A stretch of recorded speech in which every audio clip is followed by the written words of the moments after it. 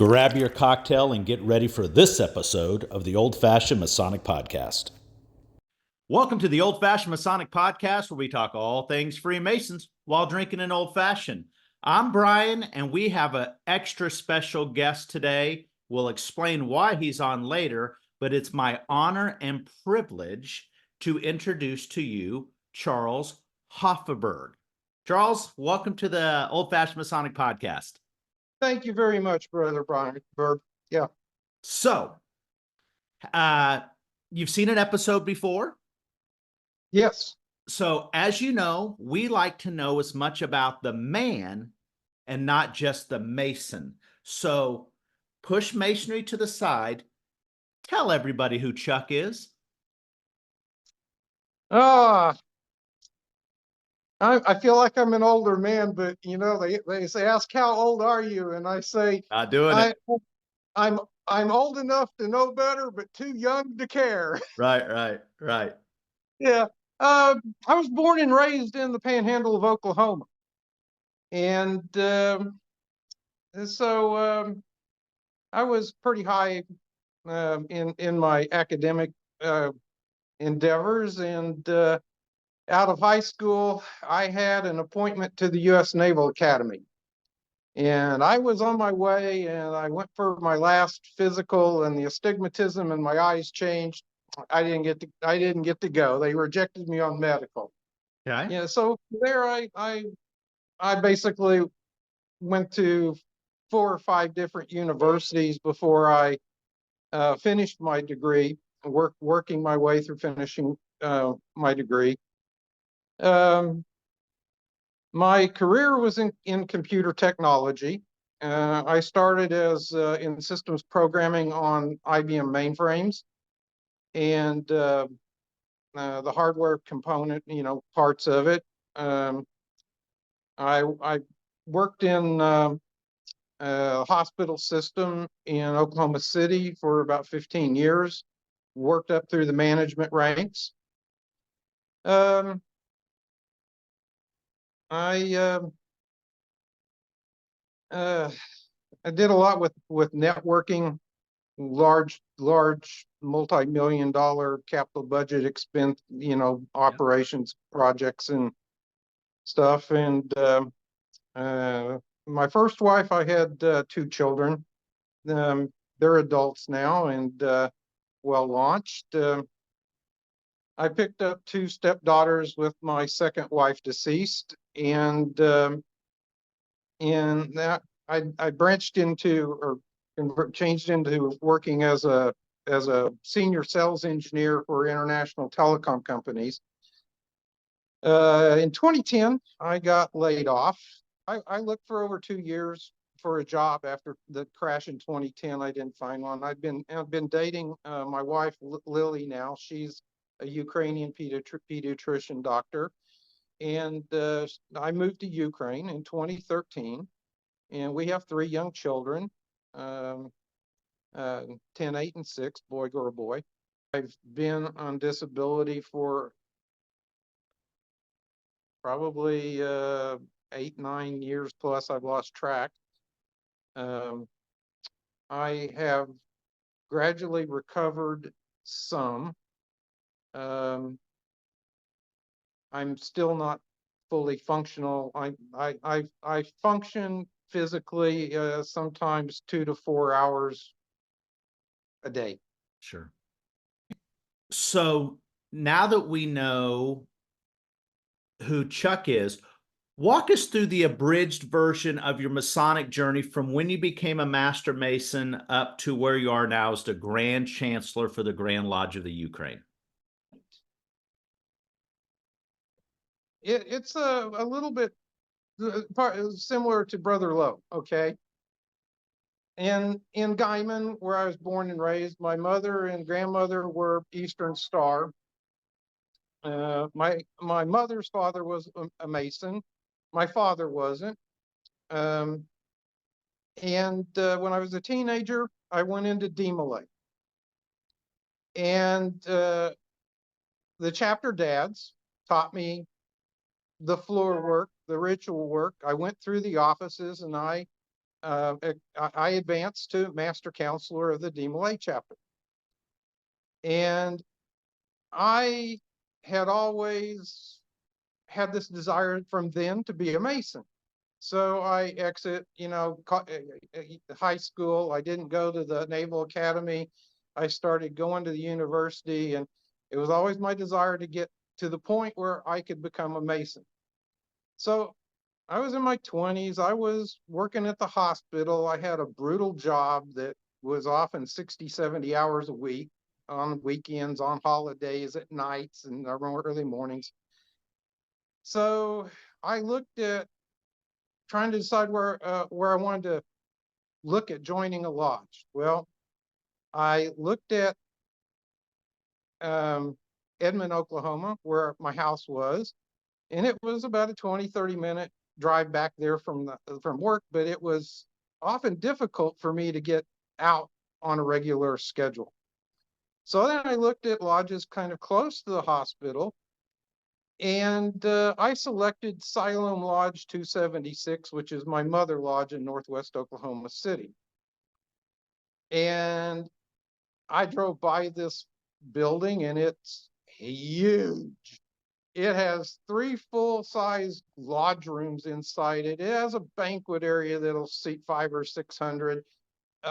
Full-size, kitchen, and I was looking at this building going, this is large.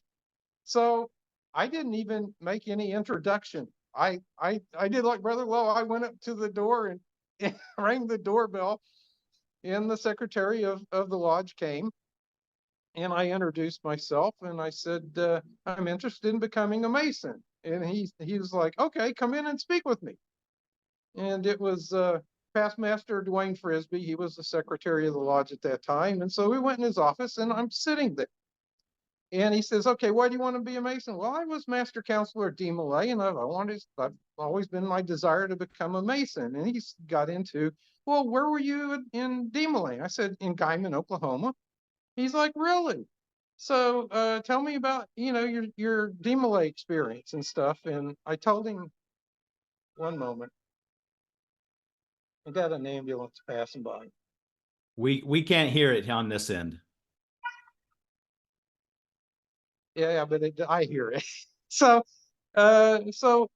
Brother Frisbee asked me a lot of questions. He said, tell me about your chapter dads. And I said, well, he said, there were a couple of them. I said, but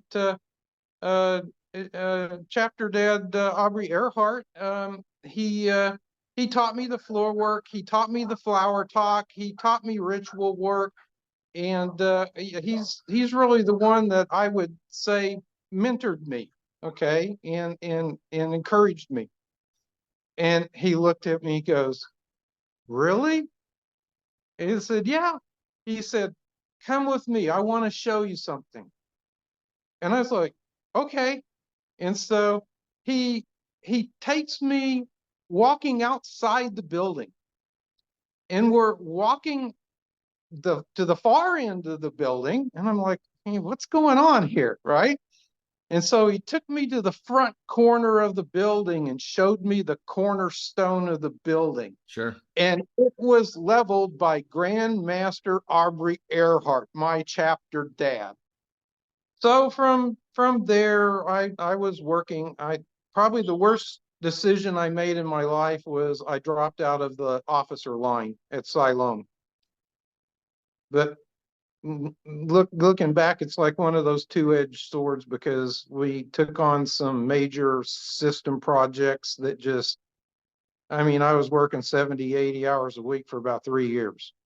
I wouldn't have been able to hold it. I truly regret dropping out of the officer line when I was up to be junior warden, but I couldn't do both.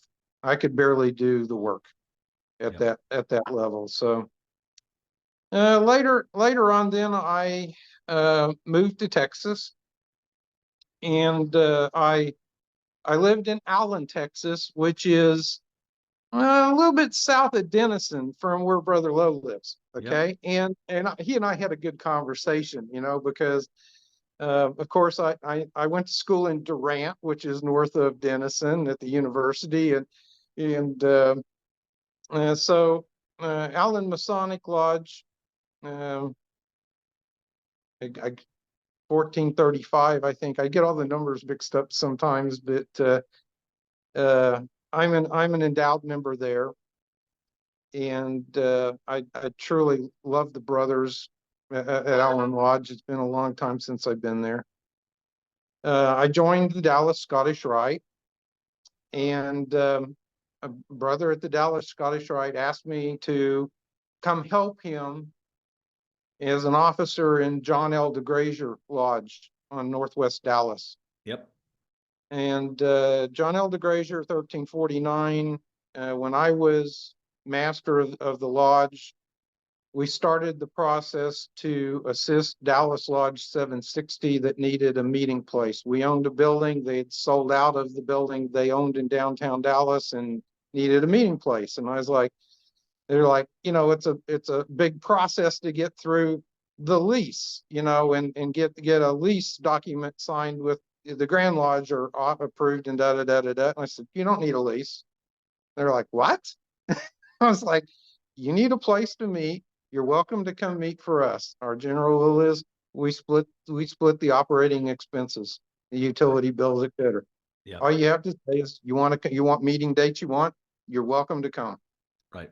And they were shocked, and so one of the past masters of DeGrazier Lodge, Buck Howard, was, what was it, like Sovereign Grand Inspector, Scottish Rite or something like SGIG. Yeah, something like that in Dallas. And he set up the deal when I was master of DeGrazier with the officers of Dallas 760, and we started that process. They started meeting at our building, and over time, it took 3 or 4 years at least, for the lodges to do the process to merge. Under Grand Lodge Law of Texas, and during a merger, the name that is retained is the lodge with the lowest number. Mm-hmm. And so officially in the records, I got moved into Dallas Lodge 760 as a past master. Right.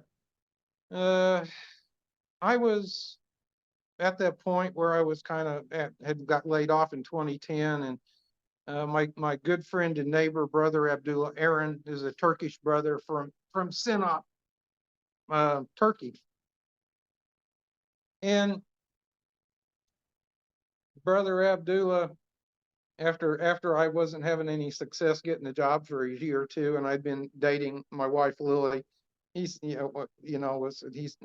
before I started dating her, he said, "Brother Chuck," he said, "go to Turkey. I mean, go to Ukraine."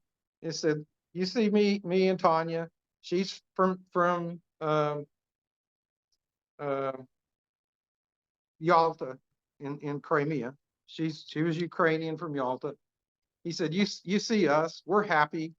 He said, "Go to Ukraine, go find yourself a wife. You'll be happy for a while, at least, and you'll have a new journey." He said, I can see this as a journey for you."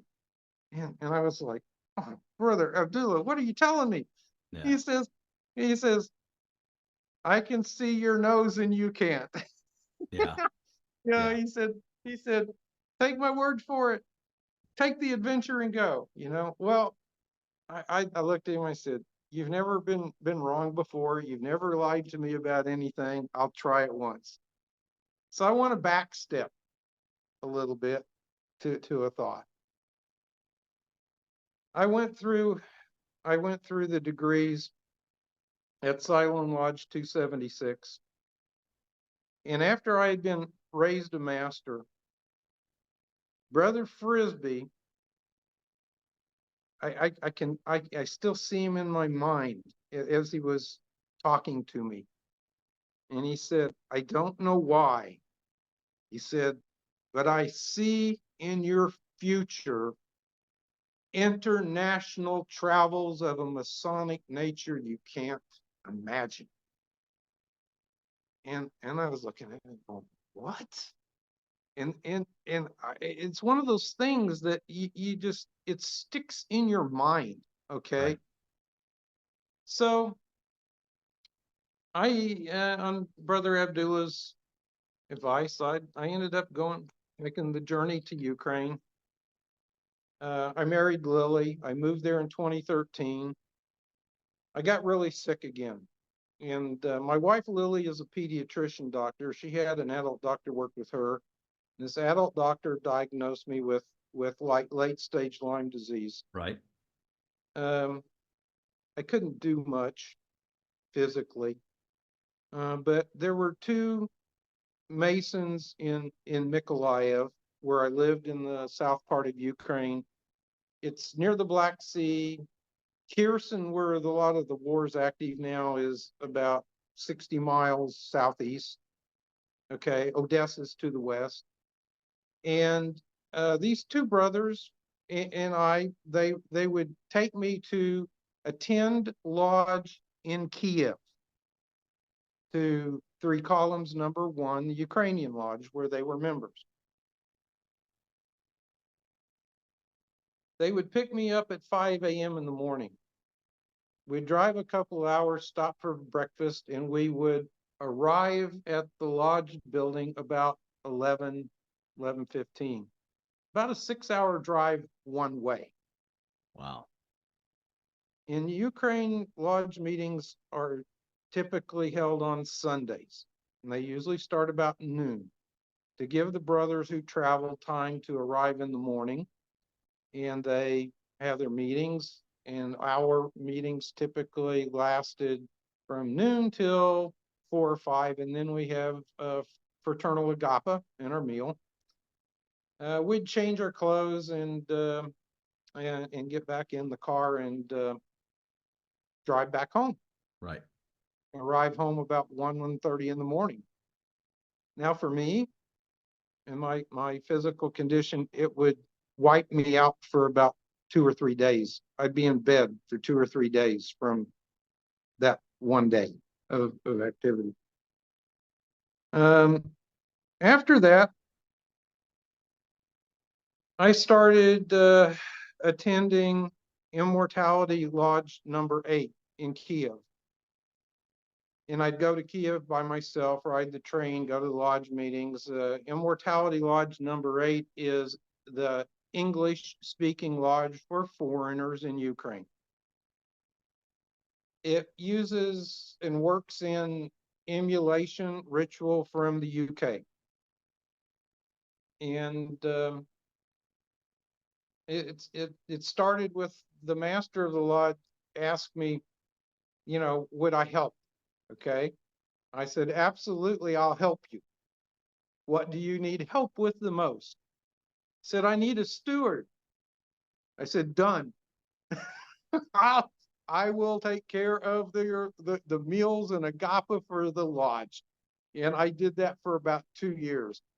And we set up a program of international cuisines, because this lodge had brothers from about 15 different countries.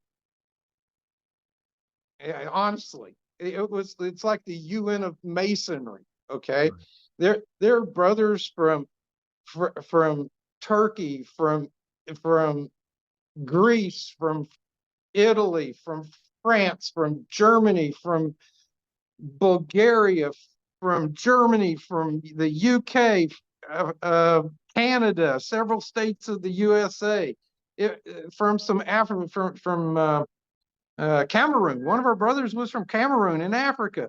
And a lot of them that came, like from Canada and places, the brothers that came to visit, it was very sensitive, because a lot of them had very risky political jobs. And typically in Masonry in Ukraine, it's not as public and as open as it is that you're used to in USA. Right. The buildings have no signage. We do not publish where our meetings are. And The when Grand we Master on the Grand Lodge of Ukraine site doesn't even have his name listed. exactly. And for petitioners, we don't let them know where the lodge is. They go to some public place. We tell them they have to wait until we're ready to come get them in the meeting. The brothers go get them, blindfold them in the car. They never know where they've been. It's an entirely different process of protecting the West Gate. Sure. And after I served as Worshipful Master of Immortality Lodge, Grand Master asked me to serve as Junior Warden of the Grand Lodge. I did that for the first 3-year term. And then the current Grand Master, Most Worshipful Anatoly Demchuk, he asked me to serve as Grand Chancellor. And my assignment was to work on mutual recognitions with Grand Lodges that hadn't been completed. Right. The 2 or 3 years, and most of these, and I'm going to say my focus was on the Americas, North America, Central South America, but primarily USA. In the past 3 years, we about doubled the number of Grand Lodges in recognition with the Grand Lodge of Ukraine. Right. And that's been my focus. Now I have Brother Maurizio Longo. He's Italian permanent resident of Ukraine. He's from Italy, and he's assistant Grand Chancellor that assists in the relations in Europe primarily. Yeah. So I wanted to backtrack again for a moment of how I came to connect with you. There's a little history between the Grand Lodge of Ukraine and Russia and Kazakhstan. I have had personal contact with Freemason brothers, not Russian Masons, and their problems and what they communicated to me. Your recent video that was posted concerning Russia and Kazakhstan. Kazakhstan barely scratches the surface. That video link was sent to me by past Master Tupchenko, the founding master of Immortality Lodge, who has lived in the UK for over 8 years, something like that. And he said, "Brother Chuck, have you seen this?" I was like, "Well, okay, I'm aware of the situation, okay." And I said, "This is very interesting." And I'll tell you that from my experience after the war started, for the first 2 years before the war started, I was observing the construction, expansion, and provisioning that Putin was doing on about 20 Russian bases and facilities just inside Russia at the border. Mhm. For 2 years before the war started. People didn't believe me. I had some issues with the U.S. Department of State and the embassy in Kiev, COVID, delays getting documents. I finally received my documents from the embassy staff the Monday before the war started. And it was a little frustrating, but what happened was I had to complete things, I had to visit a U.S. embassy in another country. And I searched all the countries after I got home. This was like a day or two before Putin attacked. And I looked at starting west of Ukraine. I just searched everywhere. Poland, Germany, Romania, Bulgaria, Hungary, the Czech Republic, Austria, Greece, Italy. I just kept working, and all the U.S. embassies were all booked up on their calendar 6 to 9 months full. I Right. had two options that I found. One was in Milano, Italy, and the other was at the two embassies in Turkey. And Brother Maurizio that I mentioned is from the Milano area. He had just returned from the COVID lockdown to Kiev. And I Yeah. called Brother Maurizio. I said, Brother Maurizio, I need your help, assistance, advice. I've got two options. I got to visit an embassy. Milano was one of my choices. He said, don't go there. He said, it's in lockdown. He said, you can barely get a taxi. He said, if I was there to help you, you might be able to work it. But he said, if they catch you even out on the street after curfew, they arrest you. He's like, don't go to Milan. I said, that's all I needed to know. I'm Right. going to Turkey. So the Saturday, 2 days after the war started, I exited with my family west, and we went into Moldova. From there, all of my previous plans to exit flew out the window the moment Putin attacked. Yeah. Every alternative pre-war option I had disappeared. Right. Brothers from Chisinau, Moldova came to the border crossing and picked us up and took us to a makeshift refugee apartment. They got somebody to donate like an apartment under construction. It had a couple of rooms. People donated mattresses that were on the floor, and we got 2 rooms in this place. It had heating and electricity and water, and it took me about 2 days to figure out how to get to Turkey. The planes weren't flying out of Moldova. The trains were full for weeks. You couldn't get on the buses to get down to Romania or someplace else to move. And I had something like, I counted one time, 12 different brothers in 7 different countries helping me with logistics. Love it. To get me down, okay, to Turkey. One of my good friends, Serhan Ince, is in Istanbul. He's a member of Immortality Lodge, lives in Istanbul, and he was ready to come help us. Right, I hired a driver that drove us across Romania to the Bulgarian border. One of the brothers of Longeron Lodge of Odessa, Ukraine, came with his stepfather across the border, and he used 2 vehicles to bring us across the border into Bulgaria. And so it was a 12-hour day for my family to travel across Romania. It was another 12-hour travel day across Bulgaria down to the Turkish border. And the brother from Bulgaria, he and his stepfather didn't have the documents to cross the border into Turkey. Brother Surahan and the van that came didn't have the documents to cross from Turkey into Bulgaria.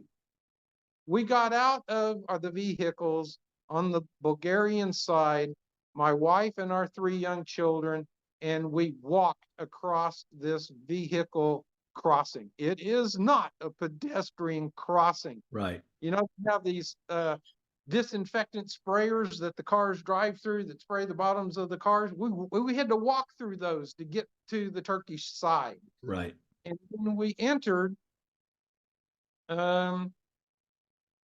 the news came out and saw us coming across the border. And they were like, where'd you come from? I said, well, we came from Ukraine. And you walked across the border? I said, yeah, we did have vehicles to come across. And so my daughter, at about three, how old was she then? 3, 4 years old, was on the front page of Turkish national news. Ukrainian family walks across the border into Turkey. Wow. Yeah. From there, Brother Surahan helped me look for a place in Istanbul for a couple of weeks. We couldn't find a place, and it was filling up fast. The Russians were moving in, the Ukrainians had been moving in. I found a couple of places that were the right size, but they weren't safe for my children. And I said, no. So I talked with Brother Surahan after like 4 or 5 days of full-time looking for a place. And I said, what about Antalya? And he said, he looked, he said, there's places in Antalya. I said, well, I know people there. Lily and I were there before. I attended lodge there with the brothers in Antalya. And I said, let's see if we can find something in Antalya. He said, well, there's places available, but you've got to get there and be there to get them. I said, fine, help me get on the bus, and we'll take the overnight bus and we'll ride it down to Antalya. That whole adventure was unbelievable, but he arranged with another brother who was director of a hotel, and the brother of the director of the hotel, Brother Fadi, he gave me a discount for my family while we looked for a place. In 3 days, I had leased an apartment, and so we had a place for about a year. And this woman who owned it, she had a tumor in her brain and had surgery, and she needed back in her apartment. And I had a really kind of severe diabetic episode. My legs swelled up and were all infected, but I promised this woman I would do everything I could to get out of her home, so she could move back in while she received medical treatment. And I was fortunate enough to find another apartment in Antalya in the same district, because what had happened was in Turkey, the people got so upset about all of the foreigners coming, because the week after I arrived in Antalya and rented the apartment, the rental rates increased 50%. Sure. The Supply next, and demand. they doubled. Okay. And by 3 or 4 months later, rents were about 3 times what they were previously. And the owners of properties were canceling the leases of the Turkish nationals that had paid low rents for many years to get them out, so they could try to lease to The 3 times the value. Yeah. three times the rent. Yeah. And of course, the people were upset. So the Turkish government implemented these quotas on the number of residence permits per state, per region, per city, per district. And if your district was full past that quota, you couldn't apply for a residence permit. If you did, it was rejected and you had to leave. Okay. Well, I was lucky enough to find the next apartment in the same district, which protected us. But I had some issues back the end of last year with the pro-Russian subversive that tried to take over the Grand Lodge of Ukraine. So let's jump into that for a second. So we talked a little bit off camera before we started. Andrei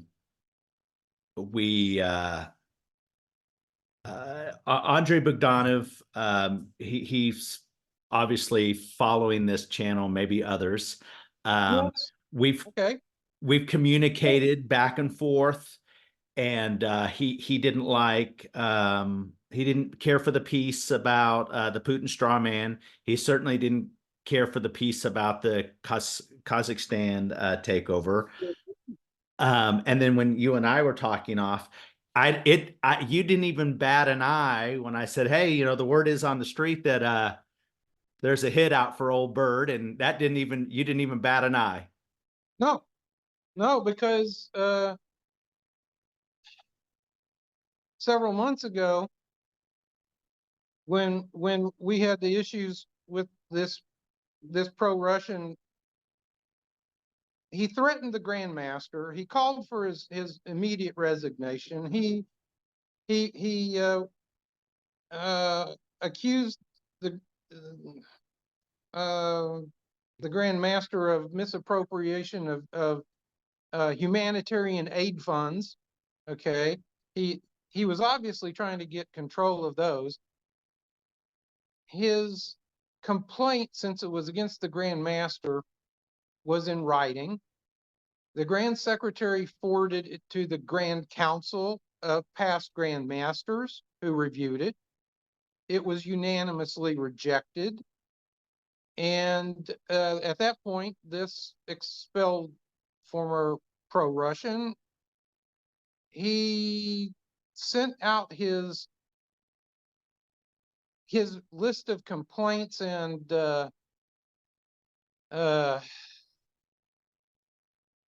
he sent it out to all the brothers in Ukraine, where I got a copy. I started a conversation with him because I knew him, and I told him, look, I said, your complaint was taken before the Council of the Past Grand Masters. That's it. Under Masonry, you do not continue this. You drop it. It's a dead subject. But he didn't. So he after several conversations, I wrote up a document that was countering his complaints. Yes, sir. It was translated to Ukrainian. It was sent to all of the members individually in the Grand Lodge of Ukraine. And Which roughly, how many members would that be? Roughly, ballpark. 100. How many? A few hundred. It's in the not whole country. The whole country. Wow. Okay. So I said, look, I said, he was complaining because the Grand Master hadn't called a council meeting, or hadn't called for the Grand Council for nomination election and some stuff like this. But what are you going to do? It's wartime. A lot of the brothers or officers are on the front fighting for their country, right? Right. This guy won't. Okay. And I told the brothers, I said, look, if the past Grand Masters of the Grand Lodge wanted to have these, Grand Council sessions, I guarantee you, by God, they'd happen. Right. Okay. And he persisted. And so my document with several others were sent to the Grand Lodge Disciplinary Committee, and he was expelled. Upon which he filed lawsuits in civil court against the Grand Master, the Grand Lodge of Ukraine, and the humanitarian funds. His lawsuits were judged, or judgments weren't in his favor. He appealed to the Supreme Court of Ukraine. And just a few weeks ago, last month, I think it was, the Supreme Court of Ukraine ruled against him too. And it was a few weeks after that ruling against him that Grand Master held the end of last month, the Grand Council meeting, where they nominate a single candidate for the Grand Master to be like Grand Master elect for the next term. So that'll happen sometime in towards the fall, I hope, depending upon the war situation. Right. But about the time that this pro-Russian was suspended or expelled, strange things started happening with me. I developed a lot of connections in Turkey, and particularly in Antalya, with the brothers, with other people. I had some connections that told me that Russian agents were looking for me towards the end of last year. Shortly after this incident where the brother was expelled, with partly because of my document and what I wrote about Masonic tradition, ethics, protocol, honoring the decisions of the Grand Master or the council of the past Grand Masters, especially because his complaint was given due process and he didn't. And I was having problems accessing one of my security accounts.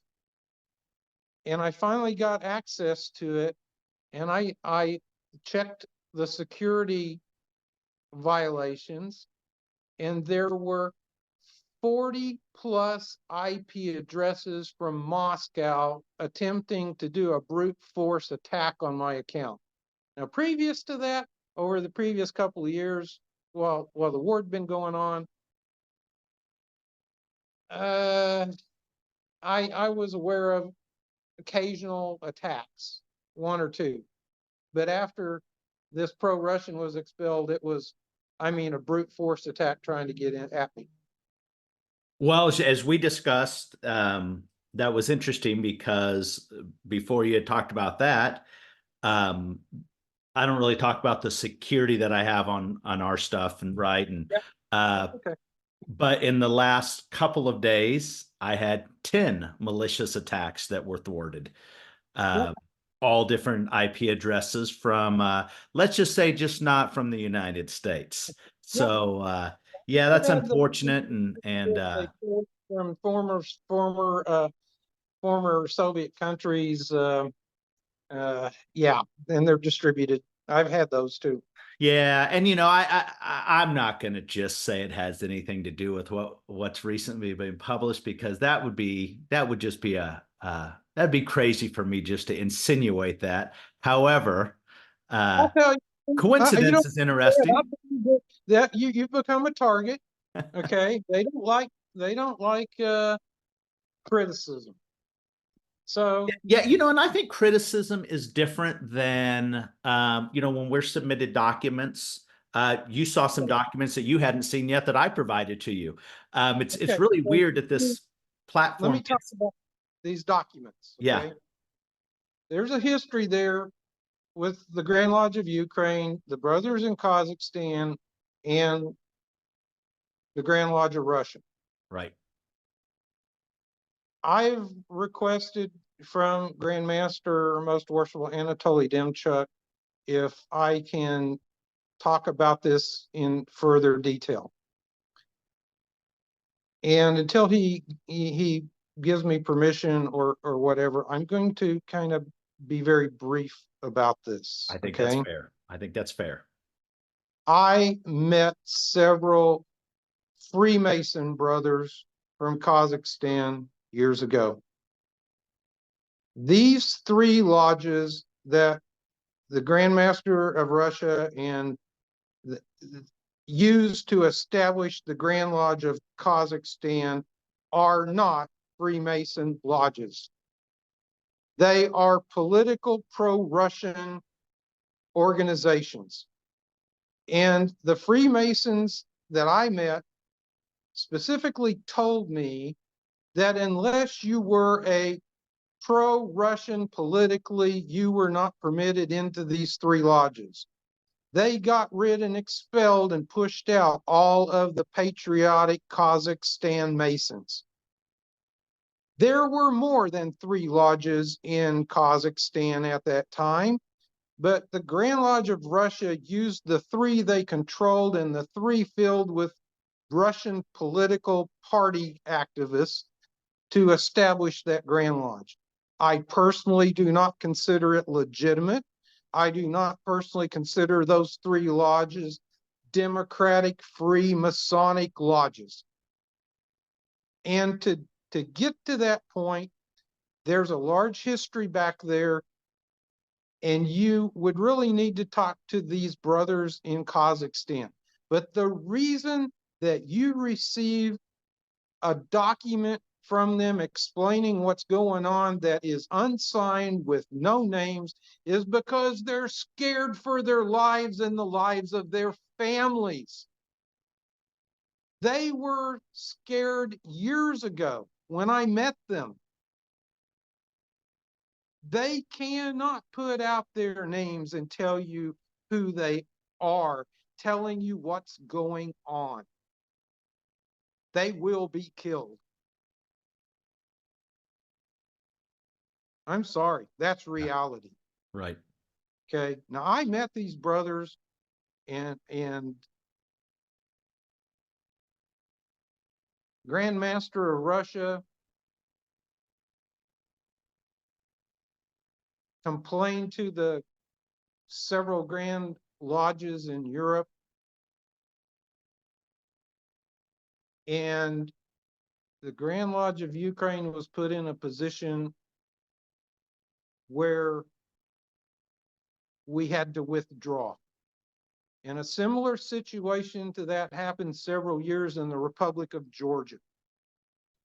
And the lodges in Georgia, there's a schism there also, because these brothers and from Kazakhstan and from Georgia told me that for 10 plus years since Putin took over, there has been a program funded by Putin through the Grand Lodge of Russia to take subversive control of all Masonic organizations, particularly in the countries bordering Russia, but in all the former Soviet countries.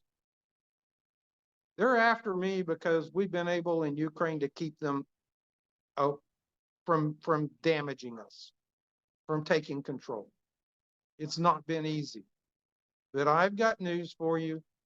You look at the other Grand Lodges and they may not realize it, but they are probably as infiltrated with pro-Russian subversives as what we've had to deal with. I've had a few brothers ask me, why didn't we do something? Why did we let them in? I said, well, like the brother who was suspended and expelled, the pro-Russian. He was a former Soviet political officer, not Putin's Russia, former Soviet, okay? He's a Ukrainian. And where I lived in the southern part of Ukraine, there was way more than 50% pro-Russian. I hope there's not that many now, okay? I had to keep a very low profile when I lived in southern Ukraine. I recognized that. We got out a couple of days after to get out of there. I got out of Turkey on short notice because I was informed that Russian agents were looking for me, and that came long after the brute force attack from Moscow into my accounts. So I got my family out again. This former brother, he wrote a letter explaining all of his complaints. He attached all of the court documents alleged in his allegations against the Grand Master and the Grand Lodge of Ukraine. He sent it and distributed it to several hundred Grand Lodges worldwide. A month or so ago, we became aware of it because we received copies of his communications, okay, from some Grand Lodges. I wrote a explanation of the situation, and my document was communicated out to all the 150 plus Grand Lodges in Amity worldwide with the Grand Lodge of Ukraine under the Grand Lodge seal communicated by the Grand Secretary. And we've had a few responses back because it helped them understand the situation that we're up against. Okay. I'll be quite honest. Grand Master of Russia and the Grand Lodge of Russia doesn't like me, and I don't care. Okay.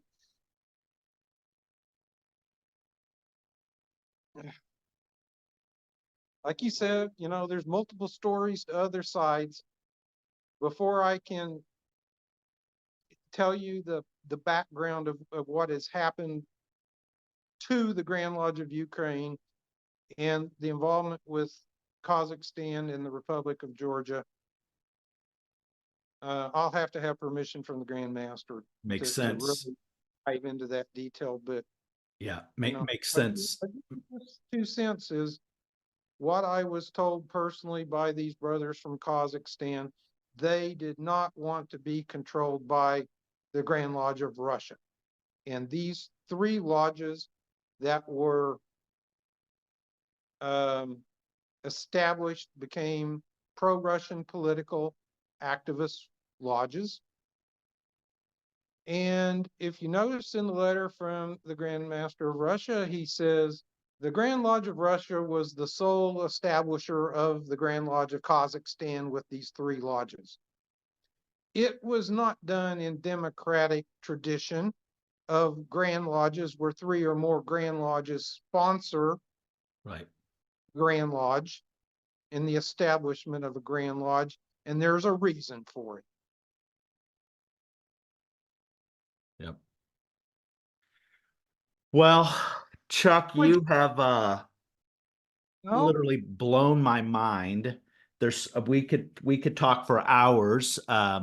The problem is our listeners have a worse attention span than I do, so we've probably got so many episodes, and as most of our listeners know, we put the invite and we've had communication back with the Grand Master of Russia, Andrei Bogdanov, to basically give his side, and we're waiting for that. And I want to thank you for taking the time out and talking with us.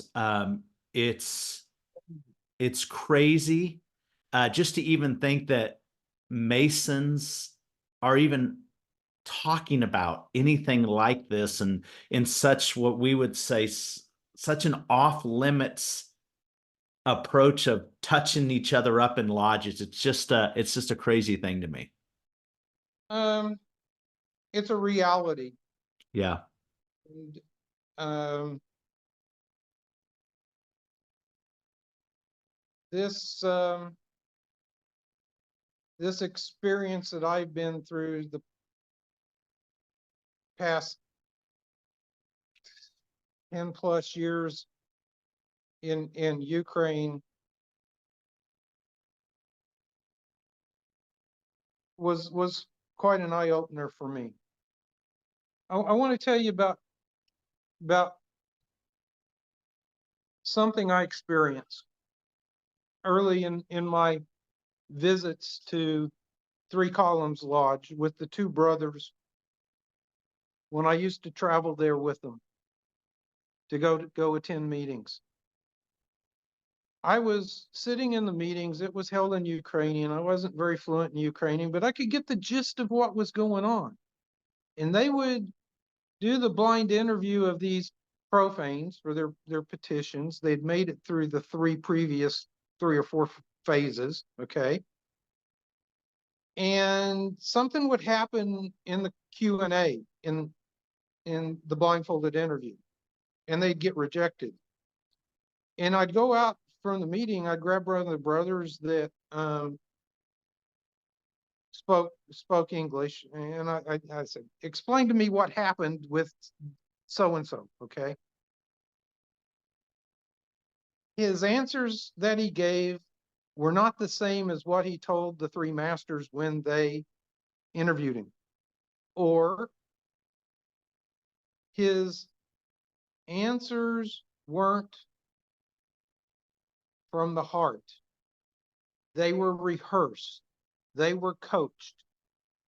And I kept seeing, okay, all right. And I kept seeing all of these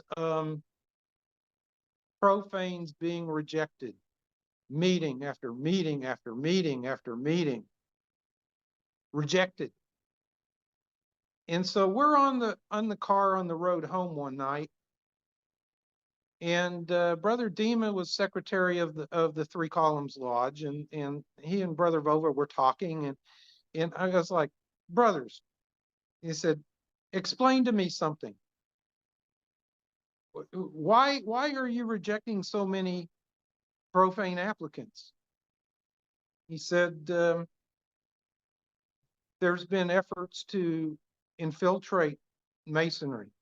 Right. And the brothers, when they catch things, they drill down. They notice it very quickly.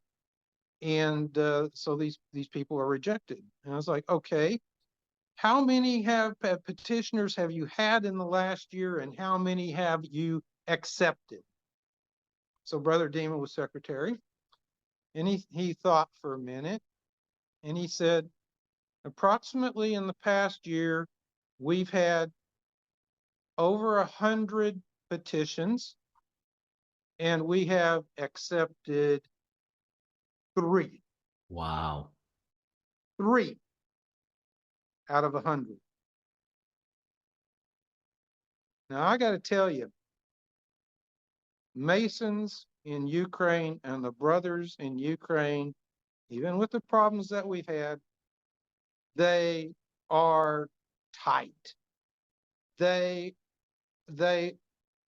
are on a level of brotherhood that you would have to come experience, I love it. because the West Gate is protected very well. And I like other things. We're not without our issues or problems, which I've explained recently. Sure. But I love these brothers, just like I love my brothers in Texas and Oklahoma and every place I visited. I love the brothers in Antalya, Turkey. It's just a I little tighter there. it's different, but I'm gonna say it's certainly not as open as Masonry is in the United States. Yeah. I don't know that that's a bad thing. I think that's probably the reason for decline in maybe the United States is everything is so readily available. And then when they experience, it's like, oh, it's not what I thought. And maybe maybe the mystery is just gone because everything's at your fingertips now. Maybe. Maybe. So, well, I appreciate you taking the time and coming on the Old Fashioned Masonic podcast.